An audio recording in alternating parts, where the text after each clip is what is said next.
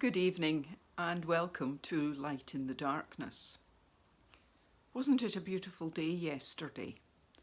I was very fortunate in that I managed to escape from my desk in the afternoon and get out into the garden for a while. Not that gardening is my favourite hobby, but it was lovely to be outside and just pottering away. And the task I took on yesterday was to weed. We have lots of weeds. They are everywhere. And I tackled a few areas. And when I stood back and looked, I was very satisfied with what I'd achieved. This morning I looked out the window at some of the areas I weeded,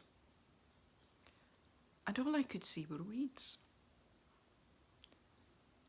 Now, it wasn't that I hadn't removed some, but I could only spot the ones that were left. Mistakes are a bit like that, aren't they? And we all make mistakes. It's been a mistake kind of week for me. Maybe you've noticed my mistakes. On Tuesday, I put out Light in the Darkness on Facebook twice. Why? I don't know. I just did. Maybe you spotted it. Maybe you didn't. Yesterday evening, I put Light in the Darkness out on Facebook with the wrong title. Now, you may not have noticed that because you'll only have watched it once.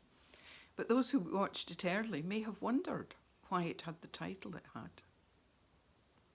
That was because I made a mistake. I'm annoyed with those mistakes. I'm annoyed at the things I miss because I'm human. But do they matter? No, probably not. Those weeds that I've missed, I'll be able to go back and pull.